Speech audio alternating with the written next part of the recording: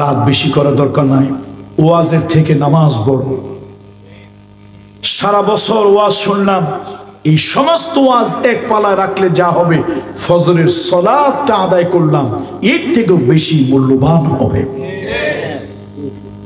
এই জন্য অধিক রাতে মাহফিল করার এই অভ্যাস এখন থেকে এটা বাদ দিতে হবে। আজকে আল্লাহ আমাদের সবাইকে ক্ষমা করে দিন, বলেন আল্লাহুম্মা আমিন। আল্লাহ তাআলা আমাকে বক্তাকেও ক্ষমা করুন, শ্রোতাদেরকেও ক্ষমা করুন, আয়োজকদেরকেও আল্লাহ তাআলা ক্ষমা করুন। ওয়াজআলনা নাওমাকুম সুবাতা, রাত্রি আল্লাহ বানিয়েছেন ঘুমানোর জন্য, ওয়াজ শোনা, খতম শোনা, সবিনা শোনার জন্য, জিকির শোনার জন্য নয়। আল্লাহ রাত্রি বানিয়েছেন ঘুমানো, এটাও একটা ইবাদত। ঘুমানো এটাও একটা ইবাদত। সুতরাং সেই ইবাদতের জন্য আল্লাহ তাআলা আমাদেরকে বানিয়েছেন, সৃষ্টি করেছেন। আমি আল্লাহর কাছে ক্ষমা চাচ্ছি, আল্লাহ আমাকে ক্ষমা করে দেন। আজকের এই পরিস্থিতির জন্য আল্লাহ আমার শ্রোতাদেরকে ক্ষমা করে দেন। আল্লাহ আজকের এই পরিস্থিতির জন্য অনাকাঙ্ক্ষিত, আমরা কেউ চাই না অধিক রাতে মাহফিল হোক, ঘুমান্ত মানুষ, তারপরে অসুস্থ মানুষ, রাতের বেলায় আমরা কথা বলে তাদের ঘুম, তাদের শান্তি আমরা বিঘ্নয় ঘটাই, এটা আমরা চাই না। আল্লাহ আমাদেরকে মাফ করুন, হেফাজত করুন, বলি আল্লাহুম্মা আমিন। উহুদের যুদ্ধের ফলাফলটা ঝুলন্ত রইল। না মুসলমানরা বিজয়ী, না কাফেররা বিজয়ী, না মুসলমান বিজিত, না কাফের বিজিত, উভয় পক্ষের ব্যাপক ক্ষতি হয়েছে। রাসূলুল্লাহ সাল্লাল্লাহু আলাইহি ওয়াসাল্লাম একটু যখন সুস্থ হলো, খেজুরের চাটাই পোড়াইয়া ছাই বানিয়ে নবীজির মাথায় পট্টি ব্যান্ডেজ দেওয়া হলো, রক্ত বন্ধ হলো। আল্লাহ রসুলের কাছে এসে বলছি, রাসূলুল্লাহ, যারা শাহাদাত বরণ করেছে তাদের সংখ্যা তো অনেক। নবীজি বললেন, যাও শহীদদেরকে আলাদা করো, আহতদেরকে আলাদা করো, চিকিৎসা দাও, আর শহীদদেরকে জমা করো, বিনা গোসলে উহুদের মাঠে আমি তাদেরকে দাফন করব। সাহাবীদের লাশ আলাদা করা হচ্ছে, আহতদেরকে চিকিৎসার জন্য নেওয়া হচ্ছে। এবার হঠাৎ সাহাবীরা চিৎকার করে উঠল, আরে মুসলমানের ভিতরে একটা কাফেরের লাশ ঢুকলো। আল্লাহু আকবার। আসসালামু আলাইকুম ওয়া রাহমাতুল্লাহি ওয়া বারাকাতুহু। আপনারা সকলে ভালো আছেন? অপেক্ষাটা হলো মৃত্যুর মতো কষ্টদায়ক। এতক্ষণ ধরে আপনারা অপেক্ষায় ছিলেন, এর বিনিময় আল্লাহ তাআলা দুনিয়া এবং আখিরাতে উত্তম জাযা আপনাদেরকে আল্লাহ তাআলা প্রদান করুন। সুবহানাকা লা ইলমা লানা ইল্লা মা আল্লামতানা ইন্নাকা আনতাল আলিমুল হাকীম। রব্বি ইশরাহ লি সাদরি ওয়া ইয়াসসির লি আমরি ওয়াহলুল উকদাতাম মিন লিসানি ইয়াফকাহু কওলি। রব্বি জিদনি ইলমা রব্বি ইয়াসসির ওয়া লা তু'আসসির ওয়া তামিম আলাইনা খায়র। نحمده ونستعينه ونستغفره ونؤمن به ونتوكل عليه ونعوذ بالله من شرور أنفسنا ومن سيئات أعمالنا من يهده الله فلا مضل له ومن يضلله فلن تجد له وليا مرشدا ونشهد أن سيدنا وسندنا ومولانا وأولانا وطبيب قلوبنا محمد الذي أرسله بالحق بشيرا ونذيرا وداعيا إلى الله بإذنه وسراجا منيرا فقد قال الله تعالى في كلامه المجيد والفرقان الحميد أعوذ بالله من الشيطان الرجيم بسم الله الرحمن الرحيم إن الله يأمر بالعدل والإحسان وإيتاء ذي القربى وينهى عن الفحشاء والمنكر والبغي يعظكم لعلكم تذكرون آمنت بالله إن الله وملائكته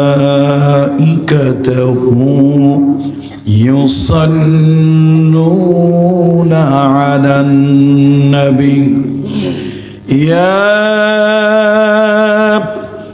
أيها الذين آمنوا صلوا عليه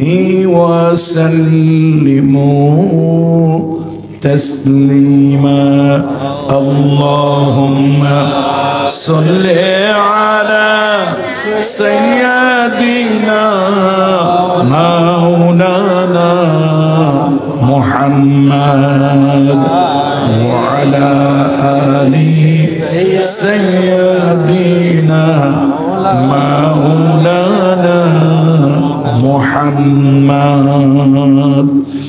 আসুন আমরা সকলে রাসূলুল্লাহর শানে একটি কাসিদা পাঠ করি। এই কাসিদাটা লিখেছেন জগৎ বিখ্যাত কবি, মরমী কবি, আধ্যাত্মিক কবি, সুফি কবি আল্লামা শেখ সাদি রহমতুল্লাহ আলাইহি। আমরা সেই ভালোবাসার কবির রাসূলুল্লাহর শানে কাসিদা কবিতা সমস্বরে সম্মিলিতভাবে সকলে পড়ছি। بلغ العلا بكماله كشف الدجى بجماله حسنت جميع خصاله صلوا عليه وآله होना ये फूल तो बुलबुल का तरन्नुम भी न हो चमन दहर में कलियों का तबस्सुम भी न हो बलगल उला بكماله كشف الدجى بجماله حسنت جميع خصاله صلوا عليه وآله الحمد لله ثم الحمد لله وأما بعد মহান রবের দরবারে আকাশ এবং জমিনের যিনি মালিক, সে মালিকের কুদরতি কদমের উপরে সেজদায় অবনত হয়ে সর্বপ্রথম শুকরিয়া আদায় করছি রব্বে করিমের দরবারে, পড়ছি আলহামদুলিল্লাহ। খাগড়িয়া আব্বাসপাড়া এলাকাবাসীর উদ্যোগে আয়োজিত আজকের আজিম ও শান তাফসীরুল কোরআন মাহফিল, এই আজিম ও শান তাফসীরুল কোরআন মাহফিলের সম্মানিত সভাপতি, সর্বজন শ্রদ্ধেয় ব্যক্তিত্ব,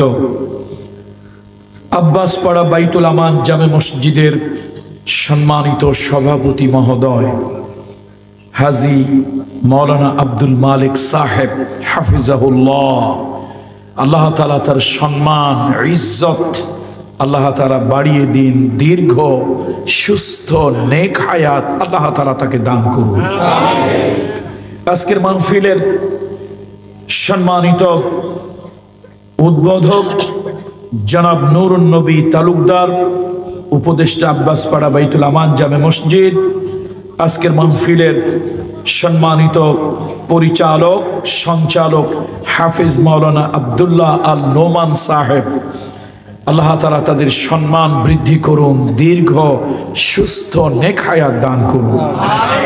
আজকের মাহফিলের সম্মানিত আলোচক বৃন্দ হযরত আলহাজ জনাব মাওলানা ইউসুফ বিন নুরি সাহেব মাদ্দাজুল্লাহুল আলিয়া, মাওলানা হাফিজ কারি এআর মোহাম্মদ সাহেব হাফিজাহুল্লাহ, মাওলানা আবুল বশর সানভি সাহেব, মাওলানা মোহাম্মদ নজিম উদ্দিন, মাওলানা শফিক উল্লাহ মাহমুদ, মাওলানা মোহাম্মদ সাবের সাহেব সহ যত উলামা ইকরাম আজকের এই মজলিসে আকাশের নক্ষত্রের মতো আলোকিত করে বসে আছেন, এই সকল আলেমদের ইজ্জত সম্মান মর্যাদা আল্লাহ তাআলা বাড়িয়ে দিন।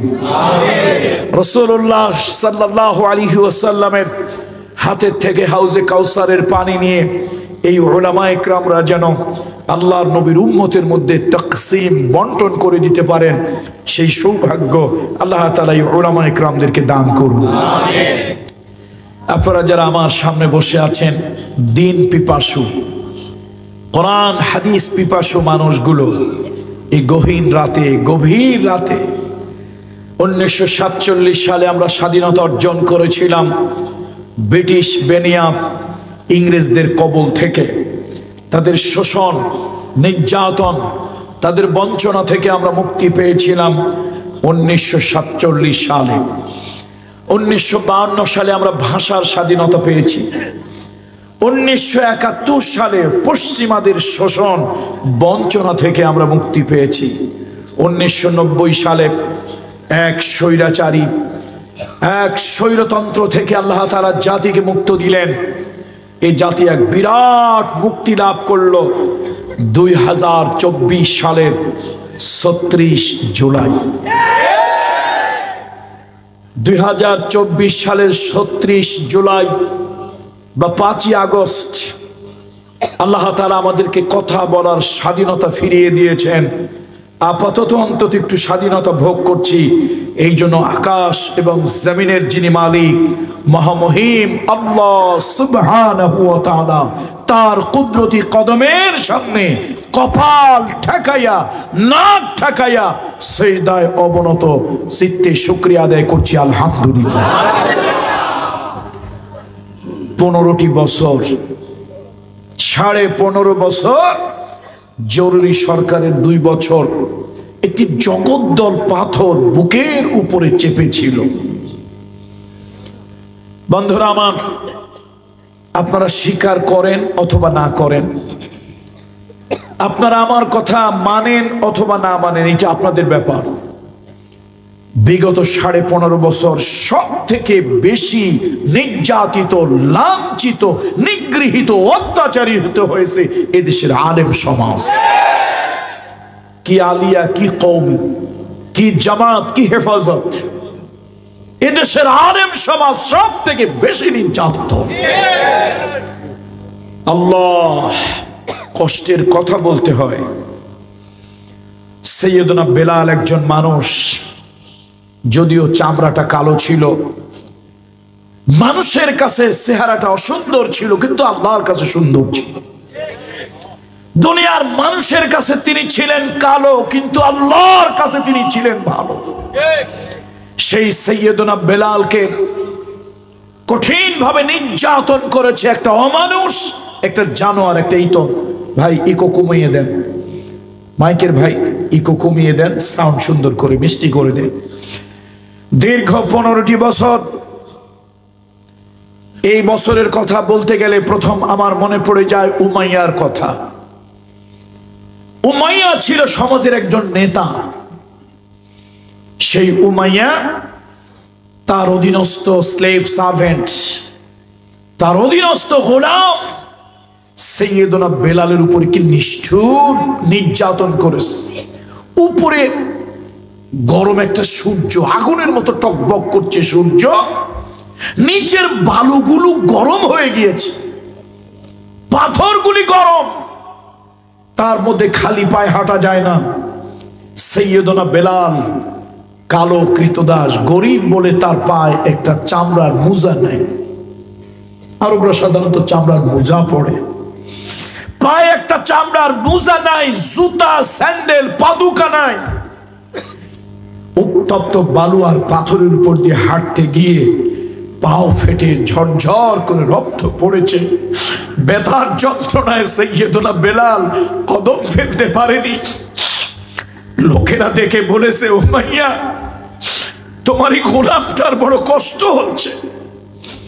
একটা চামড়ার মোজা, একটা পাদুকা তার পায়ে দিলেই তো চলে।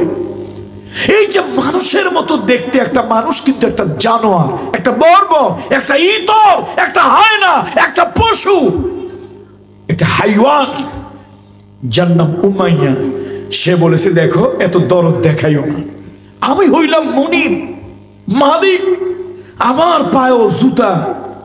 সে হলো গোলাম, তার পায়েও জুতা। তো গোলাম আর মনিবের পার্থক্য থাকে কোথায়? কত বড় জানোয়ার! মরুভূমি মরুদ্যানের দেশে গরম যেরকম, শীতের দিনে ঠান্ডাও এরকম। শীতে বালুগুলো ঠান্ডা হয়ে আছে, পাথরগুলি ঠান্ডা হয়ে আছে। ঠান্ডা বালু ঠান্ডা পাথরের সাথে বাতাস ঘেঁষে যখন গায়ে লাগে, মনে হয় মাঘের শীত, বাঘের হাড় কেঁপে যাবে। এরকম শীতের ভিতরে সৈয়দনা বেলালের নাভি থেকে হাঁটু পর্যন্ত কাপড় দিয়ে ঢাকা। শীতে তিনি ঠক ঠক করে কাঁপছেন। কোন একজন পথিক, কোন একটা মানুষ দেখেছে, দয়া হয়েছে, মায়া হয়েছে, বলেছে, উমাইয়া, তোমার চাকরটা শীতে কাঁপছে, কষ্ট পাচ্ছে, একটু কাপড় তাকে দাও। বলেছে, দেখো, মনিবের গায়ে কাপড়, গোলামের গায়ে কাপড়, তো মনিব আর গোলামের মধ্যে পার্থক্য, ডিসপ্যারিটি, তফাৎ কোথায় রইল? তার মানে হলো, গোলাম গোলামের মতো থাকবে, মালিক মালিকের মতো থাকবে। এখানেই শেষ নয়, তাওহীদ, আল্লাহ তাআলার উলুহিয়ত, আল্লাহ তাআলার রুবুবিয়ত, আল্লাহ তাআলার একত্ববাদ বিশ্বাস করার কারণে, মুহাম্মদ রাসূলুল্লাহ রিসালাত মানার কারণে উত্তপ্ত সূর্যের গরম বালুর উপরে শীত করে শোয়াইয়া এই বুকের উপরে একটা পাথর চাপা দিয়ে রেখেছে, আর চেষ্টা করেছে এই দিল থেকে তাওহীদকে মিটাই দিতে। লাত, মানাত, উজ্জা, হুবল, এই দেব দেবীর প্রতি ঈমান আনতে এত কষ্টের মধ্যে কালো বেলাল, এত কষ্টের মধ্যে কালো বেলাল আকাশের দিকে হাতখানা উঁচু করে আহাদ, আল্লাহর ওয়াহদানিয়াতের ঘোষণা দিয়েছে। দীর্ঘ 15টি বছর আমি কিন্তু আওয়ামী লীগের শত্রু না, তাদের অকল্যাণ কামী না। আমি তাদেরকে ধাক্কা মেরে, লাথি মেরে দূরে সরিয়ে দিতে চাই না, ভালোবেসে বুকে জড়িয়ে নিতে চাই। বড় কষ্টে বলতে হয়, দীর্ঘ 15.5 বছর মামলা, হামলা, অত্যাচার, নির্যাতন, এমন কোনো কিছু নাই যে আলেমদের উপরে হয় না। শুধু কি তাই, এদেশে হাজার হাজার ক্যাসিনো, জুয়া হয়েছে, দেহ ব্যবসা, পতিতালয় আছে, মদের ব্যবসা হয়েছে, কোন জায়গায় বাধা নাই। এই কিছু ছোটখাটো কিছু চামচিকা তেলাপোকা মার্কা কিছু নেতা, কিছু ফুটকে সুটকে নেতা আছে, এদের যন্ত্রণায় তাফসীর মাহফিলের নাম নেওয়া যায় নাই। শোনো, আল্লাহর এক ওলি বলেছিলেন, ইত্তাকু ফিরাশাতাল মুমিন ফাইন্নাহুম ইয়ানজিরুনা বিনূরিল্লাহ। আল্লাহর ওলি, কোরআনের পাখি আল্লামা দেলওয়ার হোসেন সাইদি, শুধু তিনি একজন মুফাসসির নয়, নিঃসন্দেহে তিনি আল্লাহর একজন ওলি ছিলেন, আল্লাহর একজন ওলি ছিলেন, আল্লাহর একজন ওলি ছিলেন। সেই আল্লাহর ওলি অন্তর্দৃষ্টি দিয়ে দেখে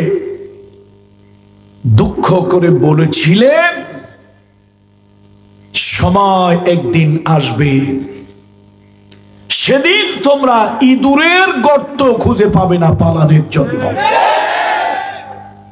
আপনারা কারা কারা রাষ্ট্রবিজ্ঞান, পৌরবিজ্ঞান, পৌরনীতি পড়েছেন আমি জানি না। পৃথিবীর প্রবাহমান রাষ্ট্রের ইতিহাস, এটাই তো পৌরনীতি, পৌরবিজ্ঞান। আমি 1000 বছরের ইতিহাস বলতেছি। 1000 কত বছর? কথা কি শুনতেছেন আপনারা? আমার 1000 বছরের ইতিহাস বলতেছি। পৃথিবীতে অনেক রিভলিউশন হয়েছে, অভ্যুত্থান হয়েছে। এই তো ফিউ ডেজ এগো, সামান্য কিছুদিন আগে একটা বিপ্লব হয়েছিল শ্রীলঙ্কায়। এটা বড় বিপ্লবের মধ্যে পড়ে না। পৃথিবীতে বড় অভ্যুত্থান, বড় রিভলিউশনের মধ্যে একটা হয়েছিল ইরানে। পৃথিবীর এইরকম আপনার ইতিহাস থেকে, পৌরবিজ্ঞান, রাষ্ট্রবিজ্ঞান থেকে 10টা অন্তত বড় বড় গণ অভ্যুত্থানের হিসাব আপনি নেন, 10টা অন্তত ইতিহাস নেন। আমি 1000 বছরের কথা বলতেছি। পৃথিবীতে বিগত 1000 বছরের ভিতরে এরকম ইতিহাস আমি দ্বিতীয় আরেকটা পাই নাই। একটা দেশের মন্ত্রী, মিনিস্টার, প্রধানমন্ত্রী, 300 পার্লামেন্টারিয়ান একসাথে পালিয়েছে, জীবন নিয়ে আত্মগোপন করেছে, পিছনের দরজা দিয়ে পালিয়ে গিয়েছে। 1000 বছরের ভিতরে পৃথিবীতে দ্বিতীয় আরেকটা ইতিহাস। কত বছর? বাংলাদেশে আল্লাহর একটা গজব আসছিল। ওই গজবটার নাম হলো শামীম মোহাম্মদ আফজাল। নাম শুনছেন আপনারা? আলেমরা বেশি শুনেছে। এটা উপর দিয়ে মানুষ ছিল, ভিতরে সাক্ষাৎ আল্লাহর একটা গজব, একটা লানত। এই আল্লাহ লানত, আল্লাহর গজব। সরকারকে বুদ্ধি দিয়েছিল এদেশের মানুষকে নিয়ন্ত্রণ করতে হলে ওয়াজ মাহফিল আর খুতবা নিয়ন্ত্রণ করতে হবে। হেন কোনো অপরাধ নাই যা হয় নাই। এরপরেও কিন্তু আমি তাদের বিপক্ষে না, দরদ নিয়ে। ওই যে একজন নেতা, বিশ্ব ইসলামী আন্দোলনের একজন নেতা, শুধু বাংলাদেশের নয়, লোকটার হৃদয়টা অনেক বড়। যদিও আপনারা তাকে ভুল ভাবেন, ভুল বোঝেন, ঘৃণা করেন, আমি তাকে ভালোবাসি। ডক্টর শফিকুর রহমান। এই মানুষটা হৃদয়টা প্রশান্ত মহাসাগরের মতো, আটলান্টিক মহাসাগরের মতো। এত কিছুর পরেও যে লোকটা শত্রুকে ক্ষমা করে দিতে চায়, যেন তেন হৃদয়ের মানুষ। কিন্তু তুমি আর আমি ভুল বুঝি। আসুন, ইসলাম কাউকে আঘাত দিয়ে দূরে সরিয়ে দেওয়া নয়, ভালোবেসে বুকে টেনে নেই। যারা যেই স্বৈরাচারের পতন হয়েছে তাদেরকে বলি, যেই ফ্যাসিবাদের পতন হয়েছে তাদেরকে বলি, আপনারা আমাদের শত্রু নন। আপনারা আমাদের উপরে নির্যাতন, অত্যাচার অনেক করেছেন, ফাঁসির রশি আমাদের গলায় পড়িয়েছেন। এরপরেও বলি, আপনারা এর থেকে শিক্ষা গ্রহণ করুন। আবার সামনে যারা ক্ষমতায় আসার জন্য অস্থির হয়েছেন তাদেরকেও বলি, কিছু লোক আছে ক্ষমতায় অস্থির হয়ে গেছে আসার জন্য, ভাবখান এরকম যেন ক্ষমতা তারা পেয়ে গেছে। তাদেরকেও বলি, 15.5 বছরের একটা স্বৈরাচারীর পতন হয়েছে মাত্র 45 মিনিটে। কয় মিনিটে? আপনারা ইতিহাস থেকে শিক্ষা গ্রহণ করুন। যদি আপনারা ওইরকম হয়ে যান, আপনার পতন 15 মিনিটেও হতে পারে। এই জন্য আসুন, শিক্ষা গ্রহণ করব আমরা। খাগড়িয়াতে আমি এসেছিলাম কত বছর আগে? 12 সালে এসেছিলাম। এই সাতকানিয়া লোহাগাড়ার এই জনপদ, এই অঞ্চলে মানুষ, আমি টেকেরহাটের মরহুম পীর সাহেবের একজন অযোগ্য সন্তান, আল্লাহর ওলির এক অযোগ্য সন্তান। আমার ভিতরে ইলম আমল যোগ্যতা নাই। আমার তো এই বিশ্বাস, আল্লাহর ওলি, কোরআনের পাখি আল্লামা সাইদি সাহেবের পরে এই জনপদের মানুষের ভালোবাসা আমি কামরুল ইসলাম সাহিব পেয়েছিলাম। কিন্তু দুর্ভাগ্য, আপনাদের এখানে আলেম নামক এক জালিম, এক প্রতিহিংসক এই জনপদকে আল্লাহর গজবে পরিণত, জাহান্নামে পরিণত করেছে। দীর্ঘ 15টি বছর এই জমিনে আমাদেরকে পা দিতে দেয় নাই। আমরা ঠিকই আছি, আগেও ছিলাম, এখনো আছি, ইনশাআল্লাহ আরশের মালিক চাইলে ভবিষ্যতেও থাকবো। সুতরাং এটা আল্লাহ তাআলার ইচ্ছা। কতদিন ইচ্ছা ছিল বাইতুশ শরফে শাহ আব্দুল জব্বার নওয়ারাল্লাহু মারকাদাহু ওয়া জাআলাল জান্নাত মাসওয়াহু, আল্লাহর এই ওলি, শুধু ওলি না, তিনি জামানার কুতুব ছিলেন। কত আশা ছিল তার এলাকায়, তার গ্রামে মাহফিল করব, কিন্তু এই জালিমদের কারণে পারি নাই। আল্লাহ তাও করাইছে, আল্লাহ তাও করিয়েছে। সুতরাং আসুন, পৃথিবীতে ধন দৌলত টাকা পয়সা ক্ষমতা চিরদিন কখনো কারো থাকে না। পৃথিবীতে টাকা পয়সা ধন দৌলত ক্ষমতা চিরদিন কারো থাকে না। আল্লাহ তাআলা আমাদের সকলকে কোরআন এবং হাদিসের আলোকে ইতিহাস থেকে শিক্ষা নিয়ে চলার তৌফিক দান করুন। আমরা কেউ অত্যাচারী হব না, জালিম হব না। একটু তিতা কথা বলবো, একটু তিতা কথা বলবো। বাড়ি যেতে দেবেন না, আবার আটকায় রাখবেন? হ্যাঁ, এখন আর ওই সুযোগ নাই নাকি ভাই? সুযোগ যখন ছিল তখনই জমা খরচ দিয়ে কথা কই নেই।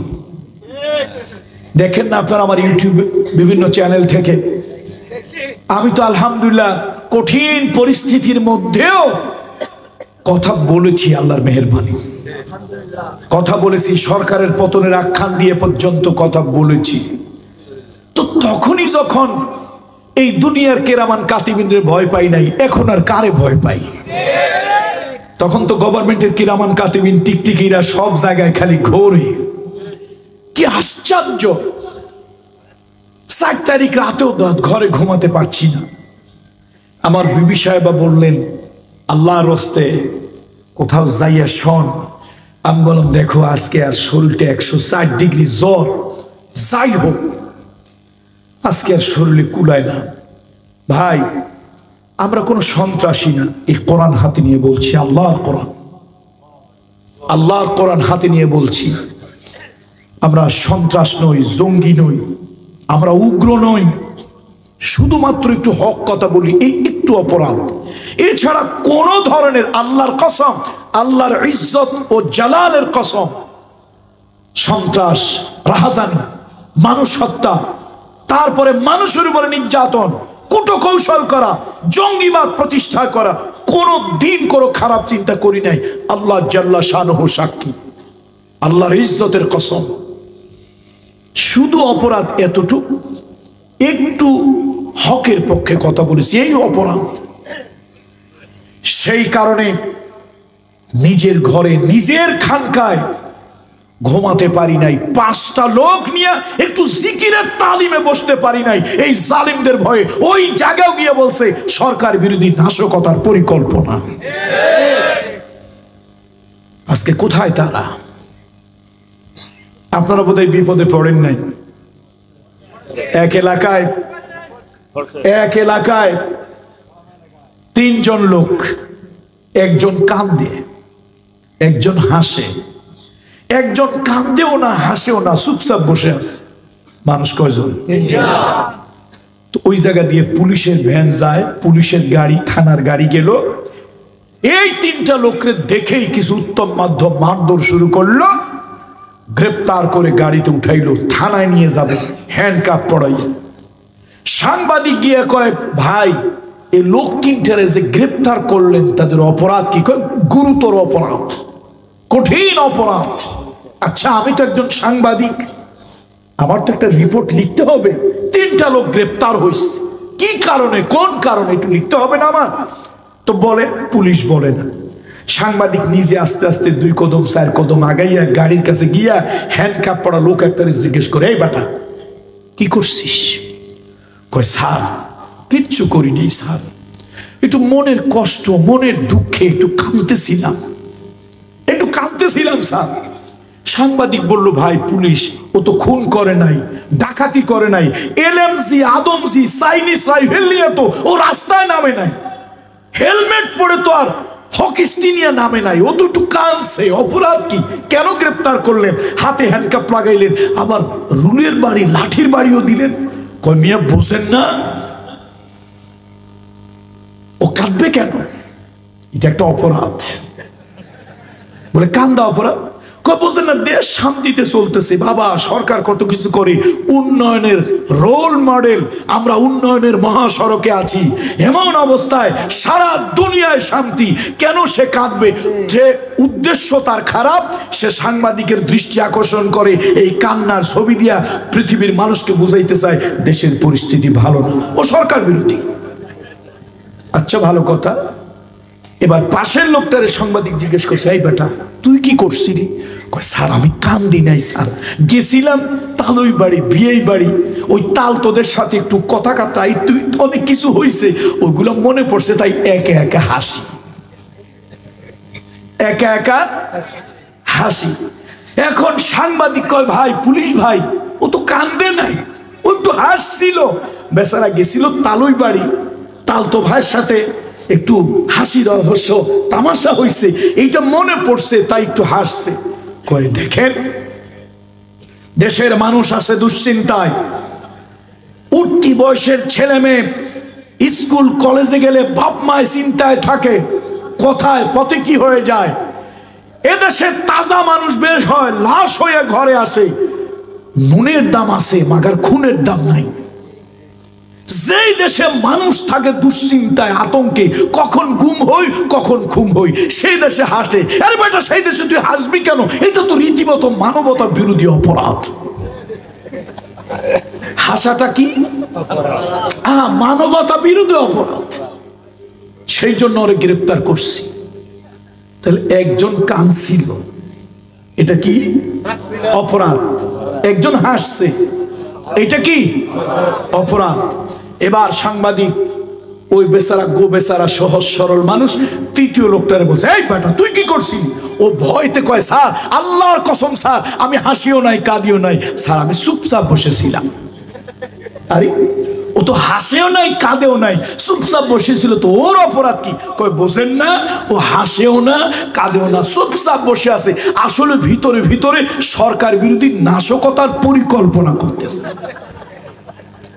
হাসেন আপনারা, আপনারা হাসেন। সারা বাংলাদেশটা আমার কাছে মনে হয়েছে একটা কবরস্থান, গোরস্থান। আপনারা হাসেন। যেই সকল পোলাপান বেয়াদবি করে আলেম ওলামাদের সাথে, যেই সকল পোলাপান উগ্রতা করেছে আলেমদের সাথে, যেই সকল পোলাপান বেয়াদবি করেছে মুরব্বীদের সাথে, বা হাত দিয়ে একটা থাপ্পড় মারলে 3 দিন পর্যন্ত বাপের নাম ভুলে যাবে, সেই সকল পোলাপান শুধু পার্টির জোরে ক্ষমতার জোরে এই মুরব্বীদের সাথে আলেমদের সাথে বেয়াদবি করেছে। ভালো মতো একটা হাত দিলে বাপের নাম তো তোর 3 দিন ধরে মনে থাকবে না। দেশে ক্যাসিনো কত কিছু হয়, এগুলোর বাধা নাই। ওয়াজ মাহফিল তাফসির মাহফিল দিলে কত লোকের কাছে যে হাত ধর্ণা দেওয়া লাগে, এই নেতাদের কাছে ধর্ণা দিতে দিতেই ওয়াজ মাহফিল কমিটির এনার্জি অর্ধেক শেষ। আসুন আপনারা যারা পতিত হয়েছেন এর থেকে শিক্ষা গ্রহণ করুন। মাইকে তো শুনতেছে 2-4 জন নাকি, আপনারা এর থেকে শিক্ষা গ্রহণ করুন। আর ভবিষ্যতে যারা ক্ষমতায় যেতে চাচ্ছেন তাদেরকেও বলি, আল্লাহর রাস্তে শিক্ষা গ্রহণ করুন। মানুষের সব থেকে একটা বড় সমস্যা হলো তারা ইতিহাস থেকে কখনো শিক্ষা গ্রহণ করে না। যা হোক, পর্দালের মায়েরা বোনেরা যারা আছেন, রাত অনেক হয়েছে, আসলে অধিক রাত্রে মাহফিল করার আমি পক্ষে নই, সম্পূর্ণ বিপক্ষে। আজকে ঘটনাচক্রে যেটা হয়েছে, আমি ধন্যবাদ দিই আপনাদের আজকের মাহফিলের সঞ্চালককে, পরিচালককে। উনি আপনাদের সত্যি যোগ্য একজন ব্যক্তি। আল্লাহ তাআলা ওনাকে আরো বেশি ধৈর্য দান করুন। আমিন। আমার তো এমন অবস্থা, এমনি গত হজের আগ থেকেই 27শে ফেব্রুয়ারি পর্যন্ত আমার কোনো শিডিউল খালি নেই। এরপরে দেশের 5ই আগস্ট যখন পরিবর্তিত প্রেক্ষাপট, তখন তো মানুষ মনে করছে আমরা নতুন স্বাধীনতা পাইছি। দেশে এখন যে কি পরিস্থিতি, যে লাফায় না সেও 3টে লাফ দেয়। যেখানে মাহফিল করা চিন্তা করে না, তারাও চিন্তা করে মাহফিল কবে দেই, কোন হুজুর আন। এই পরিস্থিতির মধ্যে আল্লাহর এই বান্দা সেই বোয়ালখালী চলে গেছে, কষ্টের মধ্যে, দুর্যোগপূর্ণ আবহাওয়া, তার মধ্যে উনি আমাকে দাওয়াত দিয়েছেন। কথা ছিল আর একটা প্রোগ্রাম হওয়ার, কিন্তু সেটা হবে না বা তারা যোগাযোগ করেনি। তারপরও উনি দাওয়াত দিয়ে এসেছেন। আগামীকালকে আমার এলাকায়, আমার নির্বাচনী এলাকার মধ্যে বিশেষত কওমি এবং বিভিন্ন ঘরানার ওলামা একরামদের একটা ওলামা সমাবেশ। আগামীকালকে আমার মাহফিল হলো কুমিল্লা। এখন রাত বাজে 1:00+। আপনাদের সাথে কথা বলতেছি, আমার বাড়ি মাদারীপুর, ঢাকা থেকে বহু দূর। আপনারা মনে করেন আমার বাড়ি ঢাকা, মাদারীপুর থেকে বহু দূর। সেখানে গিয়ে উলামা মাশায়েখ সমাবেশে উপস্থিত হব, বক্তব্য দেব, ভালোবাসা সৌহার্দ্য বিনিময় করব, আবার ঢাকা হয়ে ফিরে এসে কুমিল্লা মাহফিল ধরব। এটা তো একটা মেশিন। খুলিকাল ইনসানা দাঈফা, আল্লাহ তাআলা মানুষকে দুর্বল করে সৃষ্টি করেছে। তো সুতরাং কালামুল্লাহ শরীফের এক টুকরা আয়াতে কারিমা তেলাওয়াত করেছি। আমি এখান থেকে সামান্য কিছু কথা আপনাদের সামনে রাখার চেষ্টা করব। রাত বেশি করা দরকার নাই, ওয়াজের থেকে নামাজ বড়। সারা বছর ওয়াজ শুনলাম, এই সমস্ত ওয়াজ এক পালায় রাখলে যা হবে, ফজরের সালাতটা আদায় করলাম, এর থেকেও বেশি মূল্যবান হবে। এই জন্য অধিক রাতে মাহফিল করার এই অভ্যাস এখন থেকে এটা বাদ দিতে হবে। আজকে আল্লাহ আমাদের সবাইকে ক্ষমা করে দিন, বলেন আল্লাহুম্মা আমিন। আল্লাহ তাআলা আমাকে, বক্তাকেও ক্ষমা করুন, শ্রোতাদেরকেও ক্ষমা করুন, আয়োজকদেরকেও আল্লাহ তাআলা ক্ষমা করুন। ওয়াজআলনা নাওমাকুম সুবাতা, রাত্রি আল্লাহ বানিয়েছেন ঘুমানোর জন্য, ওয়াজ শোনা, খতম শোনা, সবিনা শোনার জন্য, জিকির শোনার জন্য নয়। আল্লাহ রাত্রি বানিয়েছেন ঘুমানো, এটাও একটা ইবাদত। ঘুমানো এটাও একটা ইবাদত। সুতরাং সেই ইবাদতের জন্য আল্লাহ তাআলা আমাদেরকে বানিয়েছেন, সৃষ্টি করেছেন। আমি আল্লাহর কাছে ক্ষমা চাচ্ছি, আল্লাহ আমাকে ক্ষমা করে দেন। আজকের এই পরিস্থিতির জন্য আল্লাহ আমার শ্রোতাদেরকে ক্ষমা করে দেন। আল্লাহ আজকের এই পরিস্থিতির জন্য অনাকাঙ্ক্ষিত, আমরা কেউ চাই না অধিক রাতে মাহফিল হোক, ঘুমান্ত মানুষ, তারপরে অসুস্থ মানুষ, রাতের বেলায় আমরা কথা বলে তাদের ঘুম, তাদের শান্তি আমরা বিঘ্নয় ঘটাই, এটা আমরা চাই না। আল্লাহ আমাদেরকে মাফ করুন, হেফাজত করুন, বলি আল্লাহুম্মা আমিন। ছোট্ট একটা দাবি করি মূল আলোচনায় যাওয়ার আগে, মুনাফিকি চরিত্রটাকে বাদ দিই। মুনাফিকি চরিত্র কিছু লোকজন আছে কি নাই? আপনারা বড় বড় আবা কাবা জুব্বা পাগড়ি দাড়ি দেখলেই মনে করেন সব বোধহয় জিবরাইল ফেরেশতার খালাতো ভাই। এটা ভাববেন না। অনেক দাড়িওয়ালা টুপিওয়ালা আছে, জুব্বাওয়ালা আছে, যারা তালে তাল মিলায়, আলেমদের পক্ষে, ইসলামের পক্ষে, ইমামের পক্ষে পাওয়া যায় না। এগুলি 1 নম্বর কাট্টা মুনাফিক। আব্দুল্লাহ ইবনে উবাইর খালাতো ভাই। ওহুদের যুদ্ধের কথা, ভাই ইকোটা বন্ধ করে দেন। ওহুদের যুদ্ধের কথা বলি। মুহাম্মদ রাসূলুল্লাহ সাল্লাল্লাহু আলাইহি ওয়াসাল্লাম, ওহুদের যুদ্ধ হলো ইসলামের দ্বিতীয় যুদ্ধ। শুনতেছেন তো আপনারা কথা? রাসূলুল্লাহ সাল্লাল্লাহু আলাইহি ওয়াসাল্লাম সেনাবাহিনী নিযুক্ত করতেছে। নবীজির কাছে একটা গোপন খবর আসছে, মক্কা থেকে আবু সুফিয়ান আসতেছে 3000 সেনাবাহিনী নিয়ে। আর আবু সুফিয়ানের সাথে সাহায্য করার জন্য একটা লোক আসতেছে মারাত্মক, তার নাম হলো খালিদ বিন ওয়ালিদ। পড়েন রাদিয়াল্লাহু তাআলা আনহু। এখনো তিনি কাফের, মুশরিক, মুমিন হন নাই, হয়ে যাবেন আলহামদুলিল্লাহ, বলেন আলহামদুলিল্লাহ। 3000 লোক নিয়ে আসতেছে আবু সুফিয়ান। তার হেল্পিং হ্যান্ড জগৎ বিখ্যাত যোদ্ধা খালিদ বিন ওয়ালিদ রাদিয়াল্লাহু তাআলা। আল্লাহর নবী মদিনার লোকদেরকে জমা করলেন, জড়ো করলেন। অনেক কষ্ট করে 1000 সাহাবী নবীজি বানাতে পারেন নাই। 1000 সেনাবাহিনী নবীজি বানাতে পারেন নাই। বনু সালামার একজন মুরব্বী, বনু সালামার একজন মুরব্বী আমর ইবনুল জুমুহ কলিজা থেকে শ্রদ্ধা নিয়ে পড়েন রাদিয়াল্লাহু তাআলা।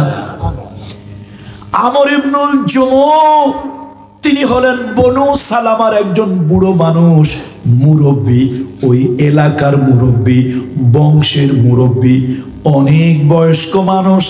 রাসূলুল্লাহর কাছে এসে বলল, ইয়া রাসূলুল্লাহ, আমার ছেলে সন্তান যা ছিল নবীজির জন্য, দ্বীনের জন্য, ইসলামের জন্য দিয়েছি। হুজুর, কতজন সৈন্য আপনার হলো? আল্লাহ নবী বললেন, সব কুড়াইয়া কাঁচাইয়া 950 এখনো বানাতে পারি নাই। ইয়া রাসূলুল্লাহ, 3000 আসতেছে। হুজুর, আমার নামটা একটু সেনাবাহিনীর মধ্যে আমার নামটা লিখে নেওয়া যায় না? নবীজি বলল, না না না না, তোমার নাম নেওয়া যাবে না। তুমি একজন বয়স্ক মানুষ, তার একটা পায়ে একটু সমস্যা ছিল। এরকম লোকদেরকে আমরা খোড়া বলি, কিন্তু খোড়া শব্দটা একজন সাহাবীর শানে ব্যবহার করলে আমার কাছে একটু কেমন কেমন লাগে। সাহাবীদের শানে সুন্দর শব্দ ব্যবহার করা উচিত। কি শব্দ ব্যবহার করা উচিত? সুন্দর শব্দ। তিনি ফিজিক্যালি ডিসএবল। আরো সুন্দর একটা ভাষা আছে, মাজুর। তিনি কি বলুন? মাজুর। ল্যাংড়া খোড়া আমরা বললাম না, এই কারণে বললাম না, শব্দটা হারাম না, নাজায়েজ না, কিন্তু একজন সাহাবীর শানে সম্মানার্থে এরকম একটা শব্দ ব্যবহার চলে না। বুড়ো মানুষ, বয়স্ক মানুষ, আরো হইল একটু পায়টায় সমস্যা। রাসূলুল্লাহর কাছে এসে বলছি, ইয়া রাসূলুল্লাহ, হুজুর, আমার তো ছেলে সন্তান যুবক যা ছিল দিয়েছি, আমার দিল চায়, আপনি তো 1000 লোক হয় নাই, হুজুর আমার নামটা লিখে নেন। নবী কয়, না না, আল্লাহ তাআলা এখন পর্যন্ত এই বুড়ো মানুষ, মহিলাদেরকে, শিশুদেরকে জিহাদে নিতে, যুদ্ধে নিতে আল্লাহ আমাকে এখনো নির্দেশ দেয় নাই। ইয়া রাসূলুল্লাহ, নেন, আল্লাহ তো নিষেধ করে নাই, নেন। কয়, না না, আল্লাহ আমাকে পারমিশন না দিলে আমি নেব না। আমর ইবনুল জুমু চোখের পানি ছেড়ে দিয়ে বলছি, ইয়া রাসূলুল্লাহ, আমার চামড়াটা একটু ঢিলা হয়ে গেছে, বয়সটা একটু বেশি, চুলদাড়ি পেকে গেছে, এই জন্য আপনি মনে করতেছেন আমাকে নেবেন না। আরে আমার চামড়া ঢিলা হইলে হয়, লাঠি দিয়ে হাঁটলে কি হয়? ইয়া রাসূলুল্লাহ, ঈমানটা আমার এখনো মজবুত আছে, আপনি আমাকে নেন। নবীজি তাও রাজি হয় না। শেষ পর্যন্ত লোকটা কেঁদে দিয়া কই, ইয়া রাসূলুল্লাহ, আপনি আমাকে নিতে চাচ্ছেন না, অথচ আমি অন্তর্দৃষ্টি দিয়ে দেখতেছি আমি হাবিবে কিবরিয়া রহমতের নবীর সাথে দ্বীনের জন্য যুদ্ধ করেছি, শহীদ হয়ে গেছি। এই খোড়া পাউটা দিয়া খোড়ায়া হাসতেছি, আল্লাহর জান্নাতে ঢুকতেছি। নবীজির আবেগে চোখে পানি চলে আসছে। আল্লাহ হাবিব বললেন, যাও, তোমার নামখানা উহুদের সাহাবীদের ভিতরে আমি লিখে নিলাম। রাসূলুল্লাহ সাল্লাল্লাহু আলাইহি ওয়াসাল্লাম, অনেক লম্বা ঘটনা, ওদিকে আমি যাব না, শুধু বুঝাইতে চাই মুনাফিক কারা আর মুমিন কারা। রাসূলুল্লাহ বললেন, তোমরা যার যার বাড়ি যাও, আপনজনদের থেকে বিদায় নাও। ওই বুড়ো সাহাবী ভর দিয়ে একটু পাওটা যেহেতু মাজুর, একটু খুঁড়িয়ে তারপরে তিনি বাড়ি গেলেন। বিবিকে গিয়া বললেন, হিন্দ বিনতে আমর বিন হিশাম গিয়া বলল, বিবি, রাসূলুল্লাহ সাল্লাল্লাহু আলাইহি ওয়াসাল্লাম জিহাদের ময়দানে যাবে, লোকজন নাই সাথে, কুড়াইয়া কাঁচাইয়া 900 950 লোক হইছে, আমিও নামটা লেখাই দিয়ে আসছি, যুবক সন্তানগুলোর নাম লেখাই দিয়ে আসছি। বিবি একটু ঠাট্টা মস্করা করলেন, তোমার মতো বুড়ো মানুষ জিহাদে যাবে? আরে যুদ্ধের নাকারা, যুদ্ধের দামামা যখন বেজে উঠবে, শত্রুর সাথে মোকাবেলায় তরবারির আওয়াজ যখন হবে, তুমি মিয়া ভয়তে তখন পিছনে পালাবে। তিনি বলছেন, এই বিবি, বয়স আমার বেশি হতে পারে, চামড়া আমার ঢিলা হতে পারে, চুল দাড়ি পেকে যেতে পারে, ঈমান কিন্তু আমার বুড়ো হয় নাই। আমি কোনোভাবেই রাসূলুল্লাহকে রেখে কঠিন পরিস্থিতিতেও যুদ্ধের ময়দান থেকে পিছনে হটব না, পালিয়ে আসব না। বিবি তারপর একটু টিপ্পনি কাটে, মনে বড় কষ্ট লাগলো, ঈমান তো তাজা ঈমান, মুনাফিক ঈমান না। সাথে সাথে দুইখানা হাত তুললো আকাশের দিকে, আকাশের দিকে দুই কানা হাত তুলে আল্লাহর কাছে বলছে, আল্লাহুম্মা লা তারুদ্দুনি ইলা আহলি। হে আকাশের মালিক, আমার বিবি মনে করছে আমার ঈমান পুরো হয়ে গেছে, বিশ্বনবীর সাথে জিহাদের ময়দানে যাব, আমি তোমার কাছে ফরিয়াদ করছি, এই বুড়াকে তুমি আর বাড়িতে ফিরাই আনিও না, ওইখানেই আমার শাহাদাত দিও। আল্লাহু আকবার। এটা বয়সের শক্তি, অস্ত্রের শক্তি নয়, এটা ঈমানের শক্তি। রাসূলুল্লাহ সাল্লাল্লাহু আলাইহি ওয়াসাল্লামের সাহাবীরা 23 মার্চ শাওয়াল মাসের 7 বা এরকম একটা তারিখ, দ্বিতীয় হিজরিতে সকালবেলায় এট দ্য কুল মর্নিং রওনা হলেন উত্তর দিকে। আবা কাবা জুব্বা পাগড়িওয়ালা একটা লোক, নাম আব্দুল্লাহ ইবনে উবাই ইবনে সুলুল। বলতেছে, তোমরা কোথায় যাচ্ছ? বললো, আমরা যাচ্ছি উত্তর দিকে, আবু সুফিয়ানের বাহিনী যেখানে পাবো সেখানে প্রতিরোধ করবো। বললো, না, এই শহরের মধ্যে তাদেরকে আসতে দেব, আমরা চতুর্দিকের সব রাস্তা বন্ধ করে তাদেরকে আক্রমণ করব। কয়, না না, রাসূলুল্লাহর কাছে আমরা পারমিশন নিয়েছি, যুবকেরা আমরা মদিনার পবিত্র ভূমিতে মক্কার কাফেরদেরকে প্রবেশ করতে দেব না। এবার তারা রাগ হইল। আব্দুল্লাহ ইবনে উবাই ইবনে সুলুল ডাক দিয়ে বলে, এই বনি খাজরাজ, মদিনাবাসী, মুহাম্মাদুর নেতা, আমিও নেতা, আমার কথা চলবে না, আমি মুহাম্মাদের সাথে যুদ্ধে যাব না। নাউজুবিল্লাহ বলবেন না? আস্তাগফিরুল্লাহ বলবেন না? কোথায় মুহাম্মদ আলী আর কোথায় জুতার কালি? কোথায় আল্লাহর নবী আর কোথায় আব্দুল্লাহ ইবনে উবাই? দুইজন কি এক হয়? না, প্রশ্নই আসে না। আমার খাগুরিয়ার ভাইরা, সাতকানিয়ার জনগণ, তৌহিদি জনগণ, রাসূলুল্লাহ ইমাম, তার পিছনে মুক্তাদি হয়ে নামাজ পড়ে 2-4টা লোকের ইমান পাল্টায় নাই, তাহলে বাইতুস শরফের পিসাব, তারপরে হলো গারাঙ্গিয়ার পিসাব, তারপরে হলো সরমনার পিসাব, তবলিগ জামাতের আমির সাহেব, এই হুজুর সেই হুজুরের পিছনে নামাজ পড়ে অনেক লোকেরই ইমান পাল্টাবে, এটা বিশ্বাস করতে পারি না। নবীজির পিছনে নামাজ পড়ে যাদের ইমান পাল্টায় নাই, আমার মতো পীরজাদা পীর সাহেবের পিছনে নামাজ পড়ে তাদের ইমান পাল্টাইতে পারে? সুতরাং সব টুপিওয়ালা দাড়িওয়ালা দেখলেই ভাববে না আকাশ থেকে পড়ে আসা জিবরাইল ফেরেশতার খালাতো ভাই। পৃথিবীতে 313 জন মানুষ বদরের যুদ্ধে অংশগ্রহণ করেছিল। আজকে 200 কোটি মুসলমান পৃথিবীতে, এই মুনাফিকদের কারণে ইসলাম আজকে দুনিয়ায় প্রতিষ্ঠিত হয় না। বন্ধুরা আমার, আব্দুল্লাহ ইবনে উবাই ইবনে সুলুল 300 লোক নিয়ে রাসূলুল্লাহ থেকে ভেগে চলে গেল এই দুর্দিনে। কয়শো লোক? আপনার কাছে 300 অনেক বেশি না, কিন্তু তৎকালীন সময় 950 বা 1000 লোকের মধ্যে 300 লোক বিরাট ব্যাপার।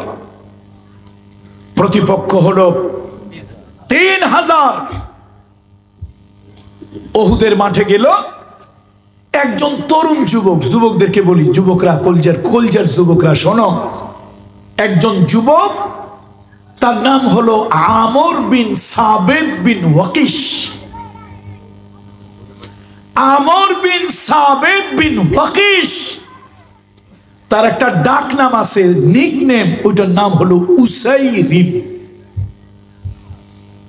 এই টকবকে তরুণ যুবক, যুবক হইলে যা করে আর কি, কত কিছু করে।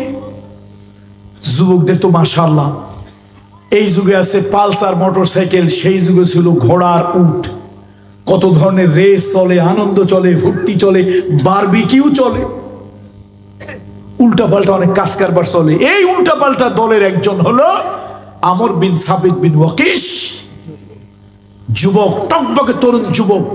ডাক নামটা কি বলছিলাম? উসাইরি। রাসূলুল্লাহ সাহাবীরা অনেক দিনের দাওয়াত দিয়েছে, ইসলামের দাওয়াত দিয়েছে, কিন্তু যুবক মানুষ তো এই দাওয়াত তার কানে ঢোকে নাই।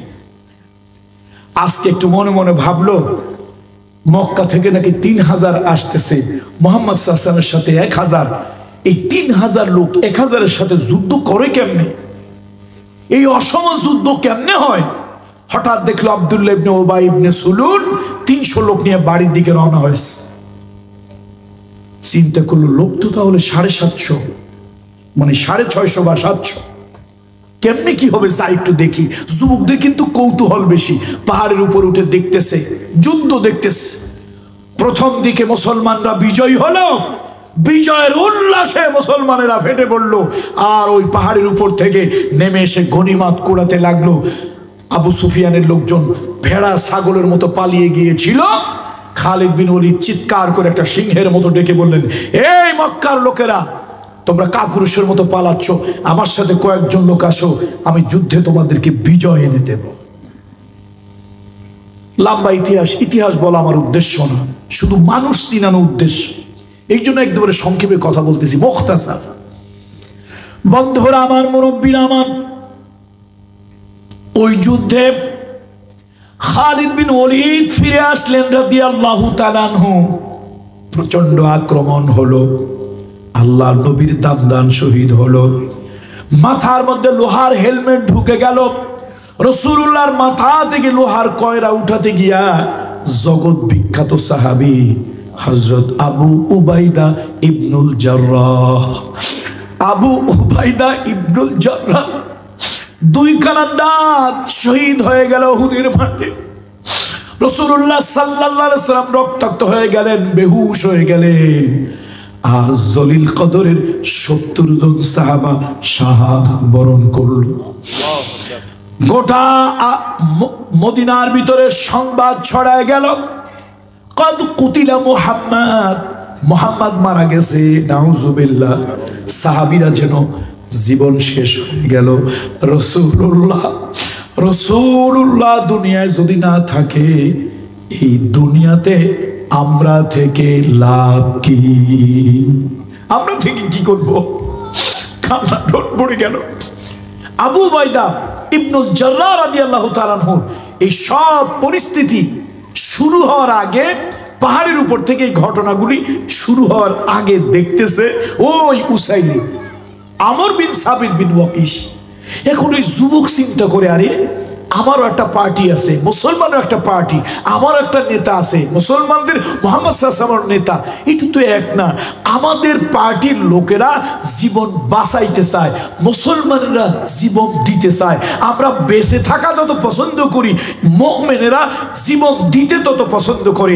আমরা আমাদের নেতাদেরকে বিপদে রেখে পালাই, আর মুহাম্মদ সাল্লাল্লাহু আলাইহি ওয়াসাল্লামকে বাঁচানোর জন্য তার সাথের লোকেরা জীবন বাজি রেখে আগায়। হঠাৎ তার দিলটা খুলে গেল, এই উসাইরিম, তোমাকে মুসলমানেরা দাওয়াত দিয়েছিল, তুমি ইসলামে প্রবেশ করো নাই। উসাইরিম, তুমি ইসলাম চিনতে ভুল করেছো, মুহাম্মদ রাসূলুল্লাহ চিনতে পারো নাই, এখনো সময় আছে, নবীজির পক্ষে যাও। দৌড়ায় চলে গেল বাড়ি গিয়া যুদ্ধের ড্রেস পরলো, হাতের ভিতরে তরবারি ঢাল নিয়া, দ্রুতগামী ঘোড়াটা নিয়া উহুদের মাঠে এসে নামবে। মুহাম্মদ রাসূলুল্লাহর পক্ষে তিনি তরবারি ধরবেন।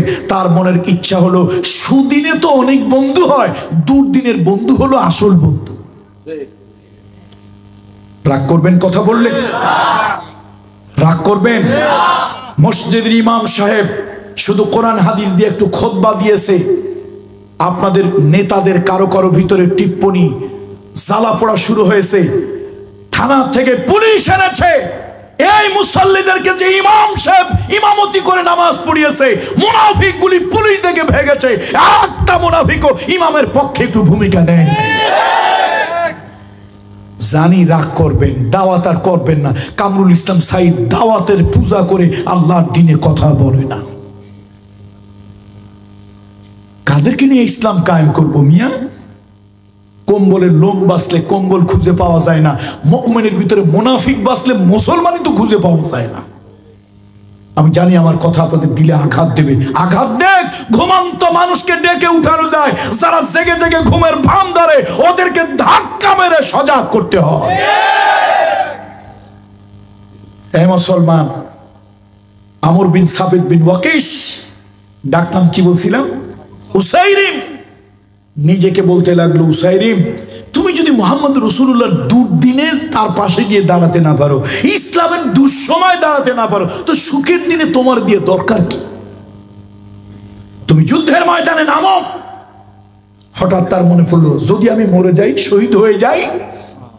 আকাশের দিকে তাকিয়ে বললো, এই আরশের মালিক, আমি তোমার উলুহিয়াত রুবুবিয়াত মেনে নিলাম, তুমি এক, তোমাকে মেনে নিলাম, তোমার নবী মুহাম্মদ রাসূলুল্লাহ রিসালাতকে মেনে নিলাম, আমি যেটুকু পারছি এইটুকু বিশ্বাস করে নবীর পক্ষে নামলাম। যদি এই অবস্থায় আমার মৃত্যু হয়, আমি যে মুমিন মুসলমান আনুষ্ঠানিক না হইলেও অনানুষ্ঠানিকভাবে ইসলাম গ্রহণ করেছি, তোমার হাবিবে কিবরিয়ার কাছে এই সংবাদটা একটু জানাই দিও। নবীর পক্ষে এবার তিনি নামলেন, তুমুল যুদ্ধে অংশগ্রহণ করলেন। আপনারা তো জানেন, কাফেররাও ভেগে গেল, মুসলমানদের অপরিণীয় ক্ষতি হলো। উহুদের যুদ্ধের ফলাফলটা ঝুলন্ত রইল। না মুসলমানরা বিজয়ী, না কাফেররা বিজয়ী, না মুসলমান বিজিত, না কাফের বিজিত, উভয় পক্ষের ব্যাপক ক্ষতি হয়েছে। রাসূলুল্লাহ সাল্লাল্লাহু আলাইহি ওয়াসাল্লাম একটু যখন সুস্থ হলো, খেজুরের চাটাই পোড়াইয়া ছাই বানিয়ে নবীজির মাথায় পট্টি ব্যান্ডেজ দেওয়া হলো, রক্ত বন্ধ হলো। আল্লাহ রসুলের কাছে এসে বলছি, রাসূলুল্লাহ, যারা শাহাদাত বরণ করেছে তাদের সংখ্যা তো অনেক। নবীজি বললেন, যাও শহীদদেরকে আলাদা করো, আহতদেরকে আলাদা করো, চিকিৎসা দাও, আর শহীদদেরকে জমা করো, বিনা গোসলে উহুদের মাঠে আমি তাদেরকে দাফন করব। সাহাবীদের লাশ আলাদা করা হচ্ছে, আহতদেরকে চিকিৎসার জন্য নেওয়া হচ্ছে। এবার হঠাৎ সাহাবীরা চিৎকার করে উঠল, আরে মুসলমানের ভিতরে একটা কাফেরের লাশ ঢুকলো কেমনে? যুবক উসাইরিমের লাশ, 4 হাত পাও ধরে কাফের মনে করে যখন ফেলে দেবে, দেখতেছে তার ঠোঁটটা নড়তেছে। একজন গিয়া ঠোঁটের কাছে কান লাগালো। উসাইরিম বলছে, ও মুসলমান, রহমতের নবীর কাছে জানিয়ে দিও, দয়ার নবীকে জানিয়ে দিও, মায়ার নবীকে জানিয়ে দিও, উসাইরিম কাফের নয়। আমি আল্লাহকে আল্লাহ বলে স্বীকার করেছি, আল্লাহর উলুহিয়াত রুবুবিয়াত স্বীকার করেছি, মুহাম্মদ রাসূলুল্লাহকে ভালোবেসে যুদ্ধের ময়দানে তার সাহায্যের জন্য ঝাঁপিয়ে পড়েছিলাম। আমি আল্লাহর কাছে ফরিয়াদ করেছিলাম, আল্লাহ তাআলা রাসূলুল্লাহর কাছে এই সংবাদ না দেওয়া পর্যন্ত আমার জন্য মৃত্যু না দেয়। নবীজের জানাই দিও, আমি কাফের নই, আমি রহমতের নবী, দয়ার নবী মুহাম্মদুর রাসূলুল্লাহর একজন উম্মত হয়ে জিহাদের ময়দানে নবীজির সাহায্যের জন্য নেমেছিলাম। কিন্তু আমার শরীর ক্ষতবিক্ষত, আমার রূহটা ঠোঁটের আগায় চলে আসছে, আমি এখন শহীদ হয়ে যাব। এই বলে কালেমা পড়ে তিনি বিদায় হয়ে গেলেন। সাহাবীদের ভিতরে কান্না রোল পড়ে গেল। ও যুবক, তোমাকে কত ডেকেছি দিনের পথে, তুমি দিনের পথে আসো নাই, ইসলামের পথে তুমি আসো নাই। আজকে তুমি রাসূলুল্লাহর দুর্দিনে বসে থাকতে পারো নাই, ইসলামের দুঃসময় বসে থাকতে পারো নাই, তুমি ময়দানে নেমেছো। রাসূলুল্লাহর কাছে গিয়ে বলা হলো, আল্লাহ নবী বড় অসুস্থ, রাসূলুল্লাহ বড় অসুস্থ, উঠে দাঁড়াতে পারেন না। দুজন সাহাবীর কাঁধের উপরে ভর করে আমার রহমতের নবী পাও ফেলতে পারেন না, পাও দুটো টেনে টেনে টেনে টেনে রাসূলুল্লাহ তার লাশের কাছে আসলেন। আল্লাহর নবী তার লাশের কাছে আসলেন। রাসূলুল্লাহ অনেক কষ্ট করে হাত মোবারক উঠাইলেন। আল্লাহর হাবিব শাহাদাত আঙ্গুলি তার বুকের উপরে রাখলেন। রাসূলুল্লাহ তার বুকের উপরে শাহাদাত আঙ্গুলিটা রেখে 3 বার রাসূলুল্লাহ শাহাদা পেশ করলেন। ইন্নাকা মিন আহলিল জান্নাহ, ইন্নাকা মিন আহলিল জান্নাহ, ইন্নাকা মিন আহলিল জান্নাহ। ও উসাইরিম, আমর বিন সাবিত বিন ওয়াকিস, আমি রহমতের নবী ঘোষণা করছি, নিশ্চয় নিশ্চয় নিঃসন্দেহে তুমি আল্লাহর জান্নাতি। আবু হুরায়রা থেকে রাদিয়াল্লাহু তাআলা আনহু, আবু হুরায়রা রাদিয়াল্লাহু তাআলা আনহু থেকে হাদিস বর্ণিত। সাহাবীরা চিৎকার করে করে কাঁদতেছে, ও উসাইরিম, ও আমর বিন সাবিত বিন ওয়াকিস, কত বড় ভাগ্যবান তুমি, 1 ওয়াক্ত নামাজ পড়লে না, 1 ওয়াক্ত নামাজ পড়লে না, একটা সিজদা তুমি আল্লাহকে দিলে না, অথচ রাসূলুল্লাহ তোমার বুকের উপরে সিনার উপরে শাহাদাত আঙ্গুলি রেখে 3 বার বললেন তুমি জান্নাতি। আল্লাহু আকবার।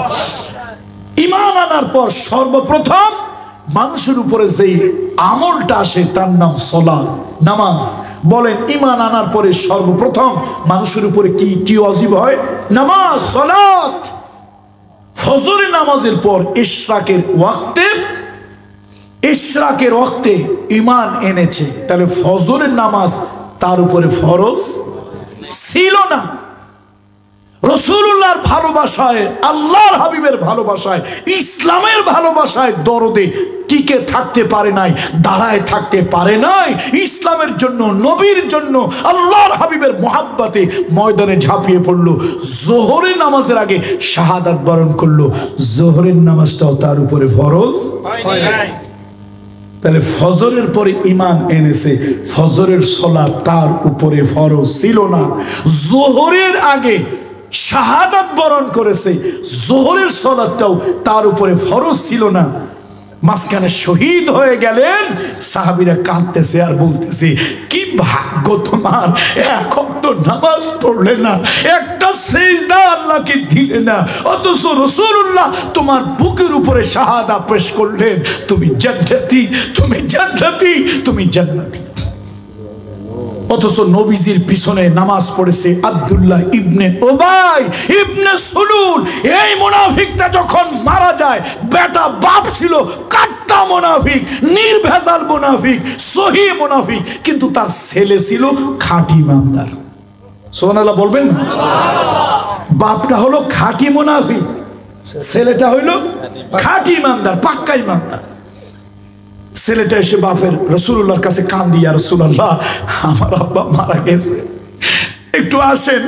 সাহাবীরা যেতে দেবে না। ওমর রাদিয়াল্লাহু তাআলা জামা টেনে ধরছে রহমতের নবী, নবী জামা টেনে ছাড়াইয়া চলে আসে, এই ওমর আমাকে বাধা দিও না, ইয়া রাসূলুল্লাহ এরকম মুনাফিক, এরকম কাট্টা শয়তান, ওর জানাজা আপনি যাবেন?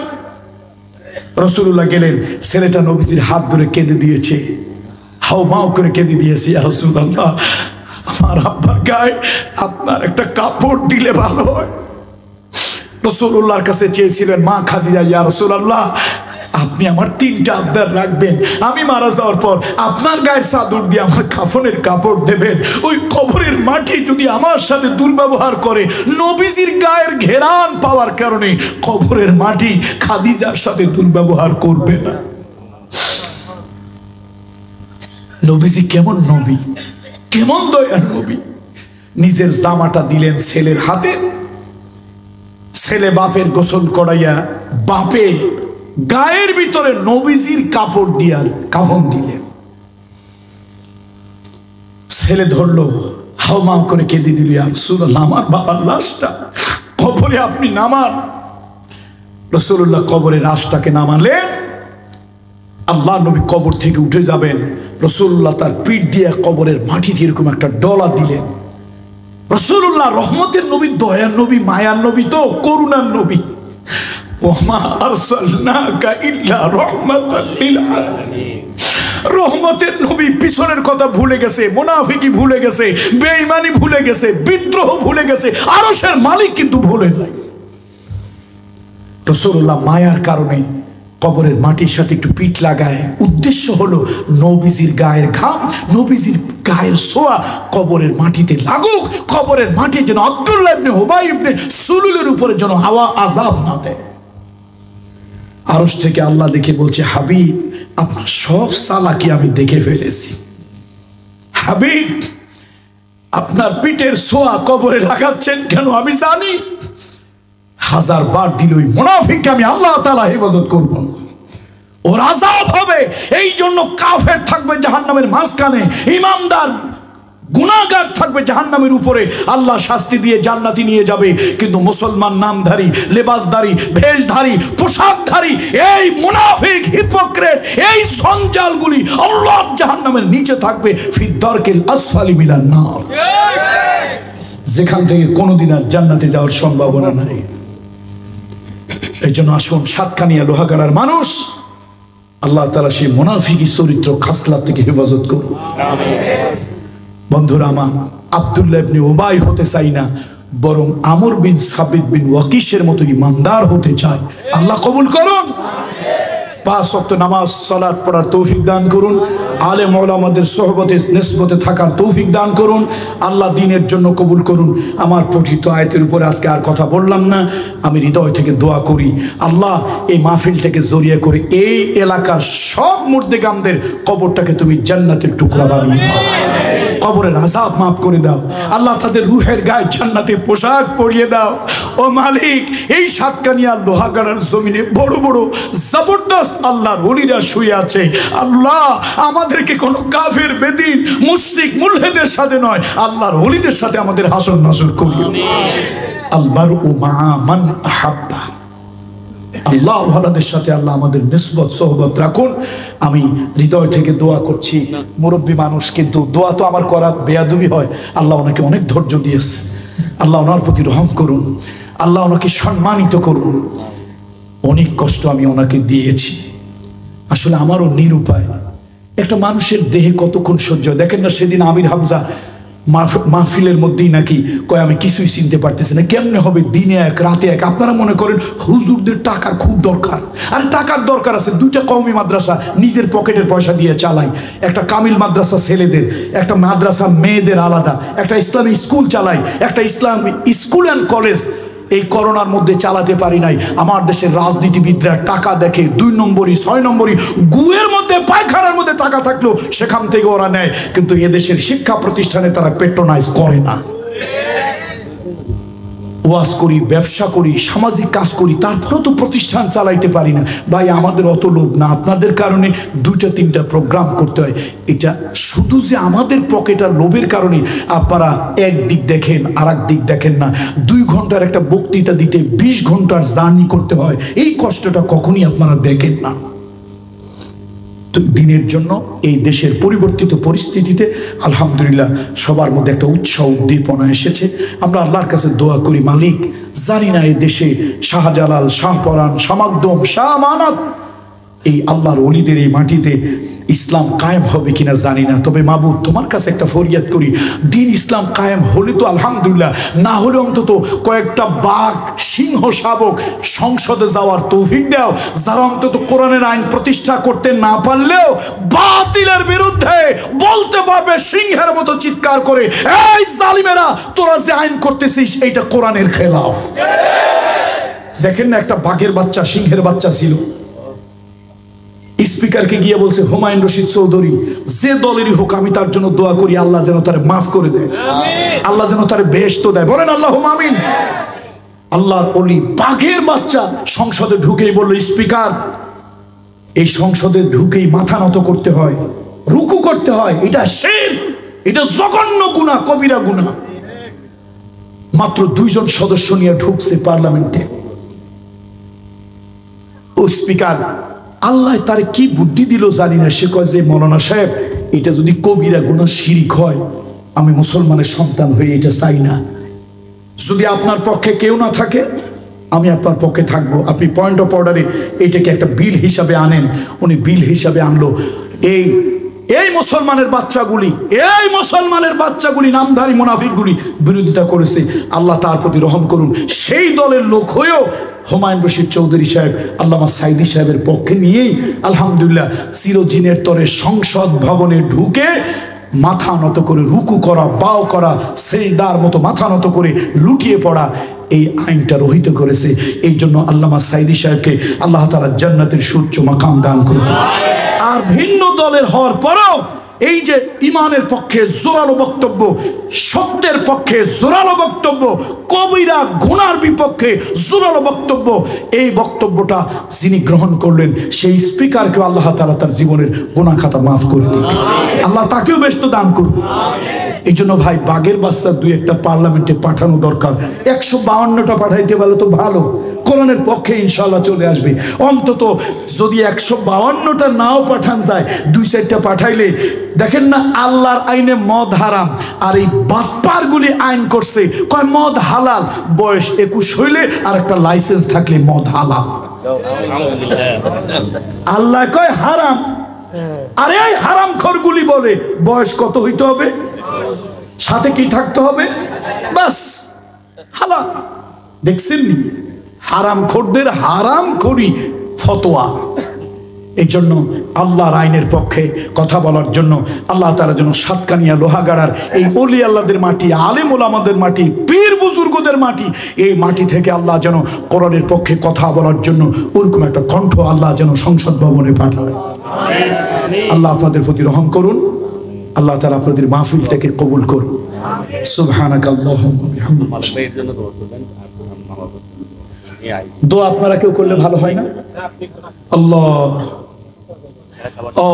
যদি আল্লাহ তাআলা কবুল করে, আমার শরীর স্বাস্থ্য ভালো থাকে, আগামী 28শে জানুয়ারি চট্টগ্রামের প্যারেড গ্রাউন্ড ময়দানে সমাজ কল্যাণ পরিষদ আমার মতো একজন অযোগ্য অদক্ষ মানুষকে দাওয়াত দিয়েছে। আল্লাহ তাআলা শুধু হায়াতে বাঁচিয়ে রাখে, 28 তারিখে চট্টগ্রামের প্যারেড গ্রাউন্ড ময়দানে সমাজ কল্যাণ পরিষদের মাহফিলে দেখা হবে। তবে মনে বড় ব্যথা, যদি ওই মজলিসে কোরআনের পাখিটা থাকতো, কোরআনের পাখি যদি থাকতো, বাইতে শাহ আব্দুল জব্বার রহমাতুল্লাহ আলাইহি যদি ওই মজলিসে থাকতো, মরহুম শামসুদ্দিন সাহেব যদি ওই মজলিসে থাকতো, আমার তো মনে হয় যেন হৃদয়টা ভরে যেত। দুনিয়ায় হয় নাই, আল্লাহ যেন কিয়ামতের ময়দানে আখিরাতে আল্লাহর জান্নাতে যেন করে দেয়। বলেন আল্লাহুম্মা আমিন। দোয়া করবেন আমার জন্য, আমার উপরে অনেক চাপ পড়েছে। আমি ছোট মানুষ, একজন পীরের আওলাদ, খুব ছোট মানুষ, ইলেমে আমলে সব কিছুতে আমি ছোট। অনেকগুলো কাজ, অনেকগুলো প্রতিষ্ঠান আল্লাহ তাআলা এই অধম নাদানের মাধ্যমে আল্লাহ তাআলা চালায়। আল্লাহ তাআলা যেন এই প্রতিষ্ঠানগুলোর একটা ব্যবস্থা করে তারপরে দুনিয়া থেকে আল্লাহ যেন আমাকে ডাক দিয়ে নেয়। জি জি জি ইনশাআল্লাহ সকলের জন্য দোয়া করব। আমাদের সভাপতি মহোদয়, সর্বজন শ্রদ্ধেয় ব্যক্তিত্ব মৌলানা আব্দুল মালিক সাহেব, জনাব মোহাম্মদ শিফু, মোহাম্মদ শহীদুল ইসলাম, নিজামত আলী, আব্দুল জব্বার, জয়নাল আবিদিন, হাফেজ ইয়ার মোহাম্মদ সহ, জি বিশেষ করে প্রবাসী মোহাম্মদ ইমরান, প্রবাসী নাম তো আল্লাহ তাআলা জানে। আসুন না আমরা এখন ভিক্ষুকেরা মালিকের কাছে একটু হাত তুলি। আচ্ছা বলেন তো, ভিক্ষা পাওয়ার জন্য অনুনয় বিনয় করলে ভিক্ষা ভালো পায়, নাকি মেজাজ গরম করে চাইলে ভিক্ষা ভালো পায়? অনুনয় বিনয় করে ভিক্ষা চাইলে খুশি হয়, ভিক্ষা দেয়, আর সে মালিকের কাছে খুব বিনয়ের সাথে হাত তুলবো। সবাই মনটা নরম করেন, সবাই মনটা নরম করেন, আল্লাহর দিকে মুতাওয়াজ্জিহ হই, মনটা নরম করি। মালিকের মালিক, বাদশার বাদশাহ, শাহানশাহর দরবারে এখন হাত তুলবো, আল্লাহর কাছে এখন হাত তুলে ফরিয়াদ করবো, আল্লাহ এই মাহফিলকে কবুল করুন। এলাকাবাসী যারা মুরব্বী আছেন, মৃত্যুর সময় কালেমা নসিব করুন, ঈমানের সাথে খাতেমা বিল খাইর নসিব করুন। আল্লাহুম্মা আমিন।